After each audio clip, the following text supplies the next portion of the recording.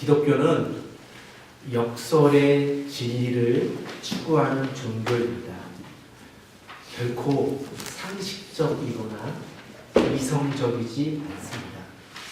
그렇다고 해서 비상식적이거나 상식을 무시하거나 비이성적인 종교는 아닙니다.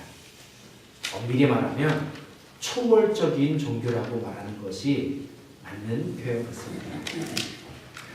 높아지고자 하면 우리 주님은 낮아지라 그렇게 말씀해 주셨습니다. 살고자 하면 죽어야 한다고 그렇게 말씀해 주셨습니다. 죽으면 다시 살게 되는 부활을 경험하게 될 것이라 그렇게 말씀해 주셨고 친히 나타내 보여주셨습니다. 팔복 또한 역설의 진리를 증거해 주고 있습니다. 심령이 가난한 자는 복이 있나니 천국이 그들의 것이며 라고 시작한 팔복은 오늘 마태복음 5장 10절에서 12절에 와서는 의를 위하여 박해를 받는 자들은 복이 있나니 천국이 그들의 것이라 그렇게 증거해 주고 있습니다. 이 말씀을 통해서 우리가 확실하게 알 수 있는 것은 상식적이지도 않고 이성적이지도 않고 믿기 힘들지만 박해가 곧 축복이라는 것입니다. 대한민국 야구 감독 중에 김성근 감독이 있습니다. 야구의 신이라 그렇게 불려지는데 지난 한 주 동안 저에게 좀 편안한 시간이 주어져서 적어도 한 30시간 이상 제가 이분에게 투자해서 이분에 관한 모든 다큐멘터리를 보고 또 보고 거듭해서 보고 한 말씀 한 말씀을 제가 묵상해 본 적이 있습니다. 어쩌면 30시간이 넘을 수도 있을지 모르겠습니다. 남들은 야구의 신이라고 하는데 저는 결코 신처럼 여겨지지 않습니다. 왜냐하면 신이라고 한다면 노력을 하지 않아야죠. 그런데 이분은 정말 노력을 많이 하십니다. 전 세계에 있는 야구 감독 중에 아마도가 아니라 확실히 이분보다 더 훈련을 많이 시키는 감독은 없다고 합니다. 혹독한 훈련을 시킨다고 합니다. 지옥 훈련이라 그렇게 불려집니다. 그래서 심지어는 악마라고 하는 별명이 붙기도 했답니다. 얼마나 훈련을 혹독하게 시켰으면 선수들이 입에서 개거품을 불면서 그렇게 얘기를 했겠습니까? 그런데 재밌는 것은 그러한 과정을 통해서 이 선수들이 김성근 감독님을 야구의 스승일 뿐만 아니라 인생의 스승으로 여기고 존경하며 따른다고 하는 게 있습니다. 이분은 야구팀을 맡게 되면 언제나 부임한 첫 해에 돌풍과 같은 그러한 역사를 일으켜서 아무도 예상하지 못한 그런 좋은 성적을 일으켰습니다. 이분의 야구 철학은 1구2문입니다. 공 하나만 있지 두 번째 공이 없다는 것입니다. 이 말씀은 다시 말씀드리면 공 하나, 이 찬스에 이번 기회 하나를 전심전력하라는 것입니다. 다음이 있다고 생각하지 말고 이번이 네 생애의 마지막인 것처럼 공 한 구를 던지고 타석에 섰을 때 마지막 타석인 것처럼 스윙을 하라고 하는 것입니다. 1루로 달려도 전심전력해서 달리라고 하는 것입니다. 경기에 있어서 지는 것을 용납하지 않습니다. 프로라고 한다면 승리만을 향해서 달려가야 한다고 합니다.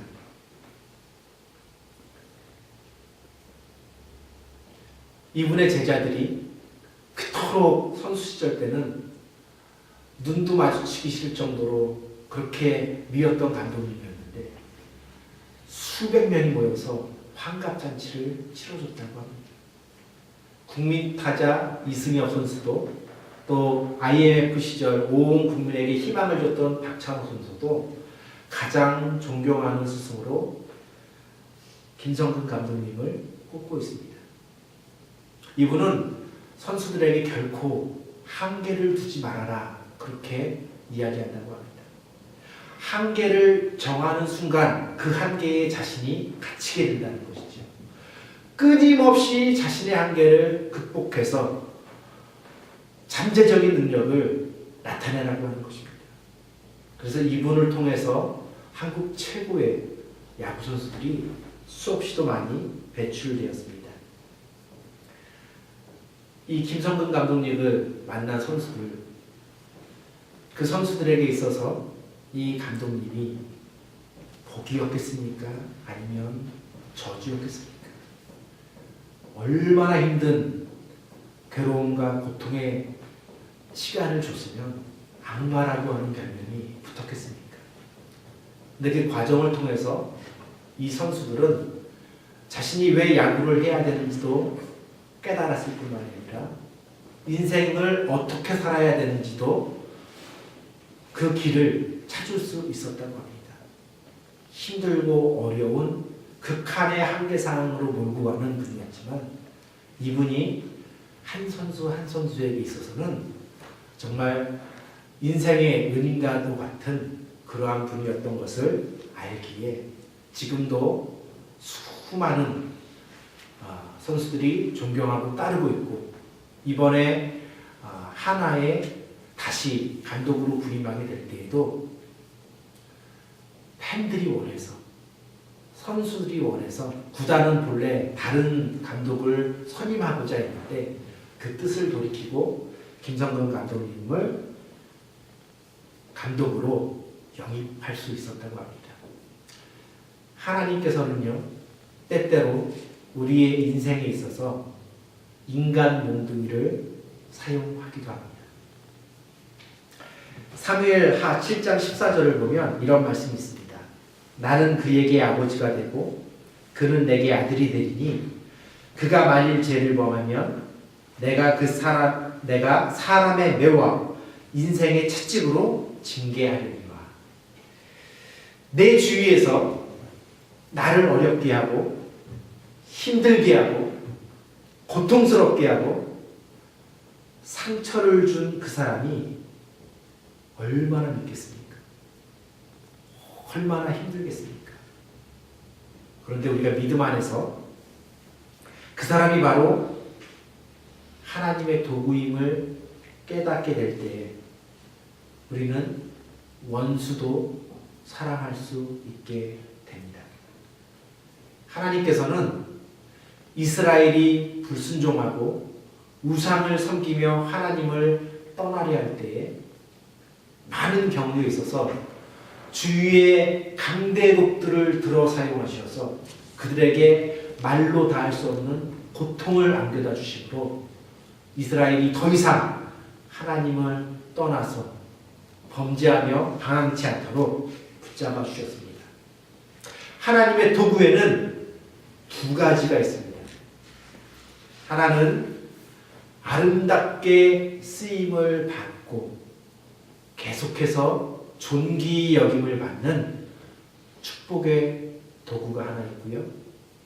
다른 하나는 하나님께 쓰임을 받는 것은 마찬가지이지만 그래서 하나님께서는 본인이 의도하고 뜻하신 목적과 계획을 꿋꿋하게 이루어 나가시지만 사용당한 뒤에 바로왕처럼 버려지는 그러한 불의의 병기, 불의의 도구도 있습니다. 욥의 고난을 볼 때 하나님께서는 사탄도 사용하시는 것을 우리는 알 수 있습니다. 마귀는 하나님께서 허락하신 범위 안에서만 역사할 수 있습니다.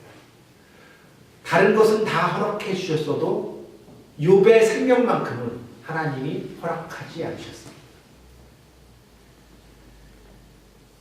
하나님께서는 초월적으로 역사하시기 때문에 신비롭고 놀라운 하나님의 방법을 우리 인간으로서는 다 예측할 수 없습니다.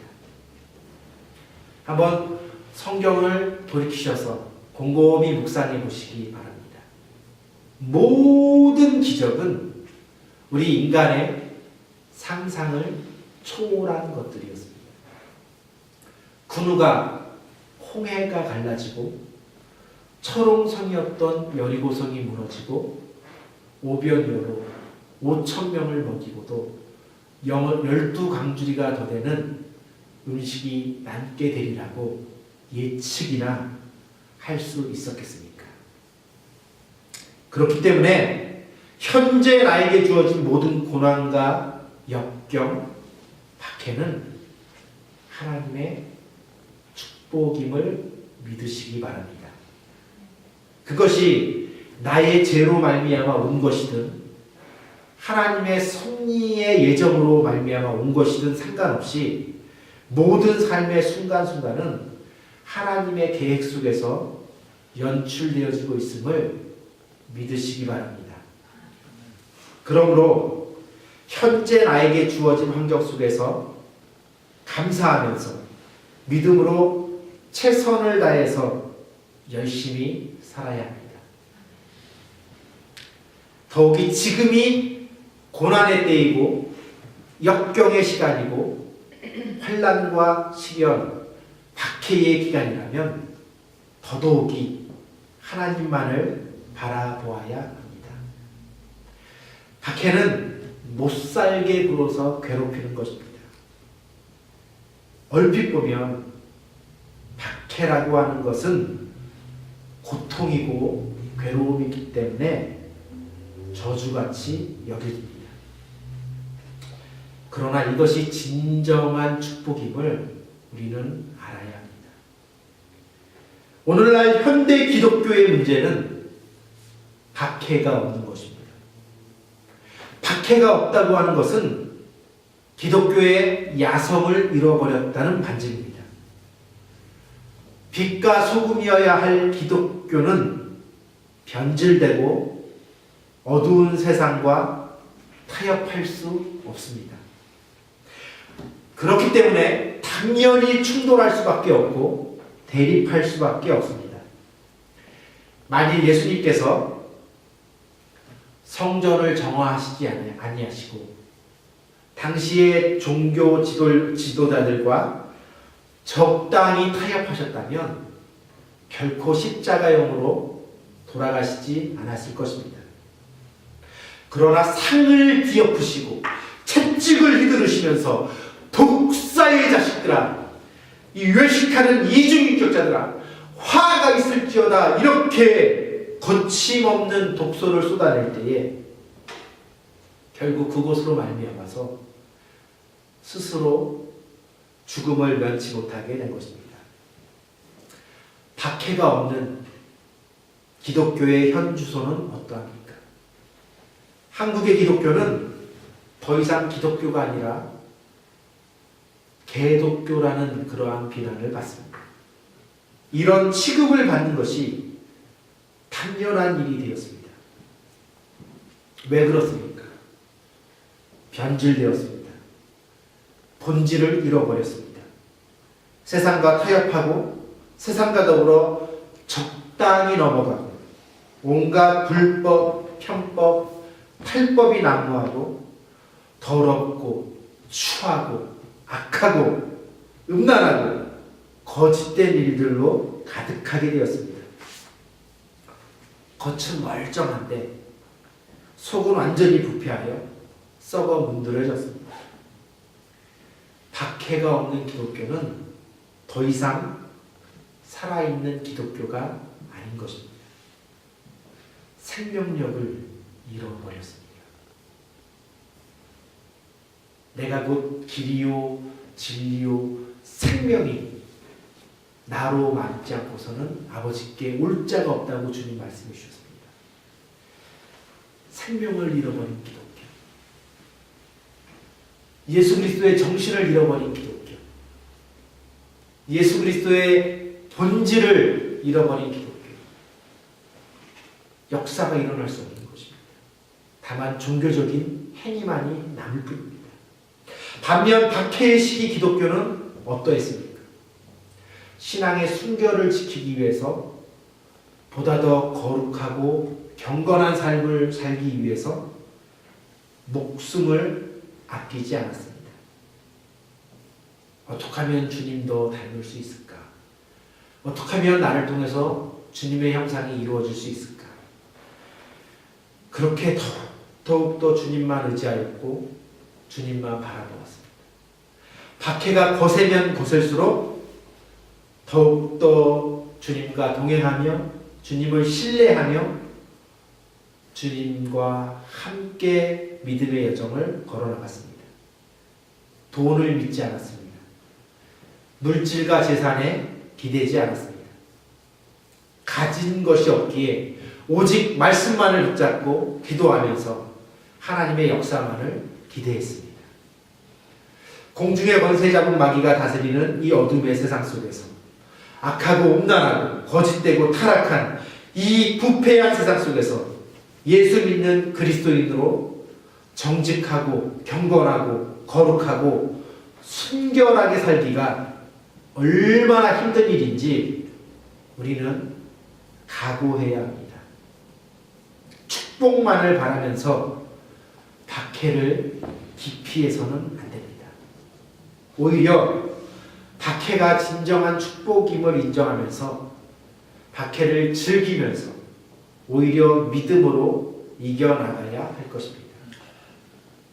신앙생활에 있어서 뭔가 세상과의 갈등과 충돌이 없다면, 그 어떤 박해도 없다면 내가 과연 진정으로 좁은 길을 걷고 있는 주님의 뒤를 올바로 따라가고 있는가 반증하며 자신의 신앙을 심각하게 생각해 보아야 할 것입니다. 나에게 현재 박해가 주어지고 있고 특별히 그것이 의를 위하여 살고자 할 때 주어진 고통이라면 기뻐하고 즐거워할 수 있기를 바랍니다. 그것이 바로 내가 현재 올바르게 예수님을 바르게 믿고자 몸부림치는 증거가 될 수 있기 때문입니다. 주위에서 어렵게 하시는 분들이 있으세요? 용서가 안 되는 분들이 있으세요? 한번 주님이 십자가 위에서 저들의 죄를 용서하여 주옵소서 라고 그렇게 기도하셨던 것을 묵상하면서 더욱더 몸부림치시기를 바랍니다. 그분이 진짜 나의 모나고 삐뚤어지고 다듬어지지 않은 부분들을 하나님이 정교하게 다듬는 귀한 축복의 도구일 수 있습니다. 기쁠 때는 주님과 더불어서 기뻐하시고 어렵고 힘들 때에는 그때에도 주님과 더불어서 또 기뻐하면서 믿음으로 한 걸음 한 걸음 나가시기 바랍니다. 우리가 사는 세상은 결코 만만한 세상이 아닙니다. 예상하지 못한 어렵고 힘든 일들이 언제든지 우리를 향해서 엄습해 올 수 있는 그러한 상황입니다. 때로는 극심한 경제적인 고통이 주어질 수도 있고 또 원치 않는 질병이 주어질 때도 있습니다. 살든지 죽든지 먹든지 마시든지 기쁠 때든지 슬플 때든지 성공했을 때든지 실패했을 때든지 늘 믿음의 주여 온전케 하시는 우리 주님만을 바라보시며 의시하시며 주님과 동행하시며 역설의 진리를 날마다 삶으로 경험하며 체험하며 살 수 있기를 주님의 이름으로 축원드립니다. 아멘. 의를 위하여 박해를 받는 자들은 복이 있나니 천국이 그들의 것이라. 우리 주님 말씀해 주셨습니다. 더욱이 기뻐하고 즐거워하라고 말씀해 주셨습니다. 왜요? 우리가 주님 안에 있고 주님이 내 안에 있기 때문에 그렇게 우리가 몸부림칠 때 세상이 알 수도 없고 세상이 줄 수도 없는 그 놀라운 은혜와 은총과 축복이 우리의 영혼 속 깊은 곳에서 아름답게 울려 퍼질 것입니다.